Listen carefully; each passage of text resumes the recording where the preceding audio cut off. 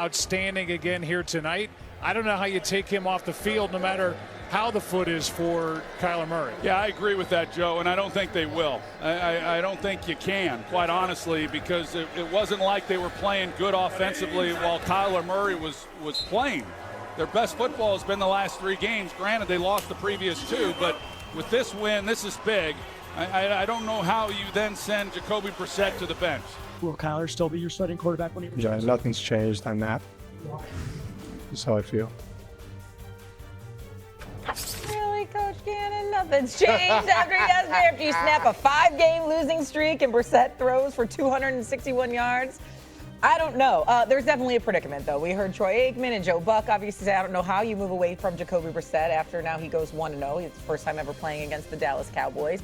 Clearly, the Cardinals look better with him under center. Yet, Kyler Murray is your franchise quarterback. What do you do, Drew Brees? What do you do if you are Jonathan Gannon going forward with the quarterback position? Well, I mean, is Kyler Murray your franchise quarterback? I mean, has he ever been your franchise quarterback? I mean, everything that I've ever heard coming out of Carolina is you've got mixed emotions all over the place, from the fan base to the locker room to so many. And I know that you paid him, and I know that you've basically put him in that position and tried to set him up for success. But at the end of the day, I don't think that's never been solidified there. That's always been an up in the air, and it's really you've never had a moment where somebody stepped in and actually given the team some hope. And now you have that with Jacoby Brissett, a veteran guy who has a ton of maturity. I mean, you just see him coming into his own. You see the way that the players respond to him. You could feel it last night as you're watching the game, and it's hard to put numbers or metrics to that other than just what you're watching. And I don't think you can take Jacoby Brissett off the field right now. They played their best football over the last couple of weeks. They're trending up. And at the end of the day, if I'm the head coach, I'm going around to the leaders on the team, and I'm pulling them in the office, and I'm going to get their perspective. I'm going to get their feeling on it. But I think you have to roll with Jacoby Brissett at this point.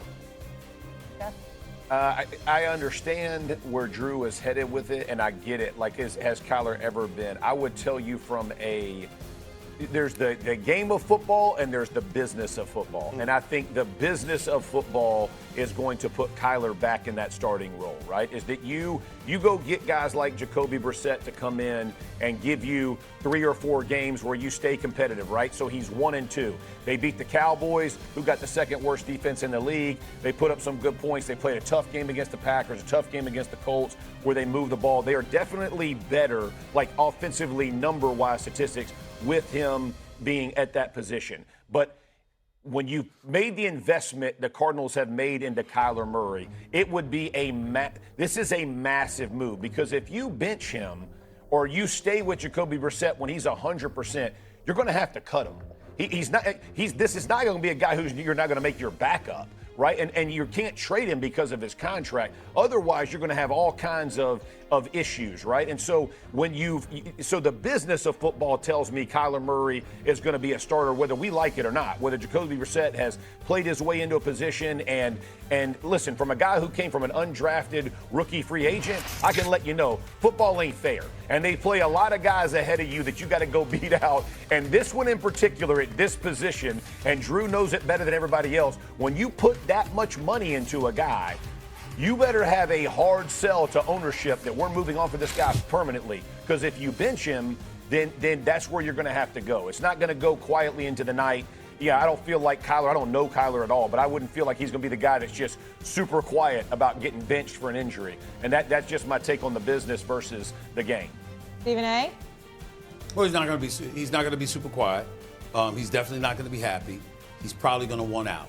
Let's make sure we throw out some of these facts. Number one, he was the number 1 overall pick in 2019, okay?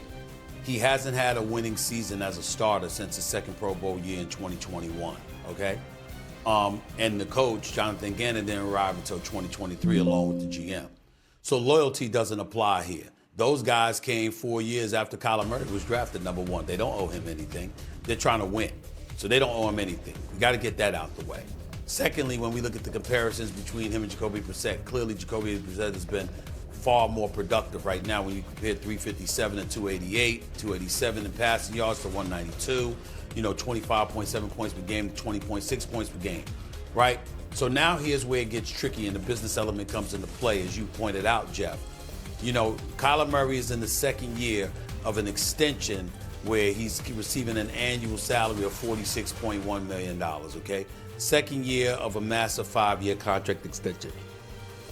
From the business perspective, you want to be able to make sure you get some compensation for a Kyler Murray, as opposed to just letting him walk out the door. That's what I think.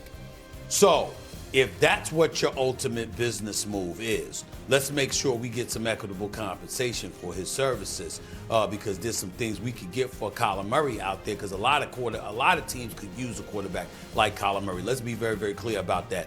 It's not like the guy's a scrub and can't play, and it's not like he's not a dual threat, because he can run with the football better than most, and I think that's incredibly important. But the flip side to it is this. If I'm going to let him go, right, then perhaps I bring him back, put him in the starting lineup, and see what he has. Or I'm looking, what decision do I make? Am I better off putting him in and seeing how he plays and hope we don't nosedive, and as a result his value doesn't diminish? Or am I better off doing that, or holding him out and letting Jacoby Brissett play and just moving on from him thereafter?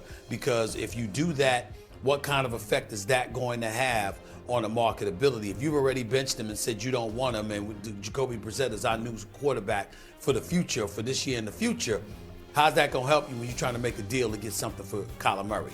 I think that's what we have to go back and forth with, CC, in terms of thinking what's the best course of action to take in terms of Kyler Murray moving forward. I definitely don't think he's the future of the Arizona Cardinals. I think they know that.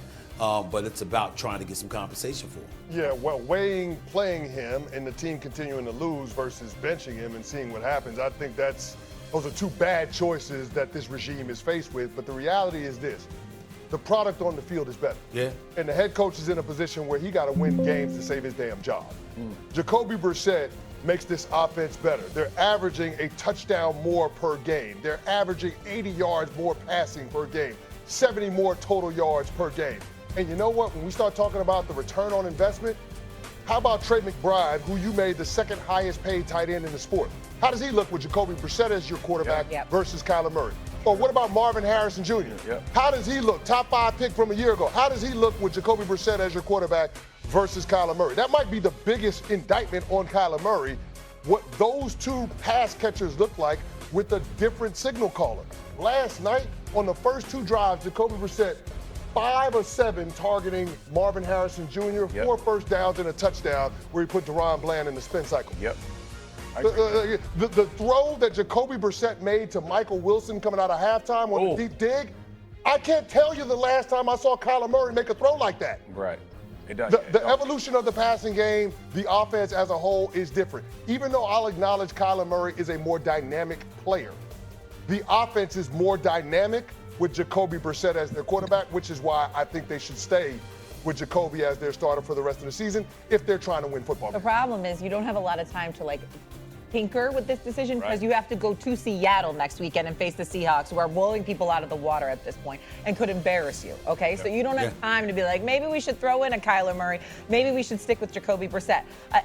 It sounds like you're the only one here that thinks maybe Kyler Murray. I'm not even throwing my weight. I love Jacoby Brissett. Even in Indy, you brought him as a backup quarterback. He's doing what you ask of backup quarterbacks.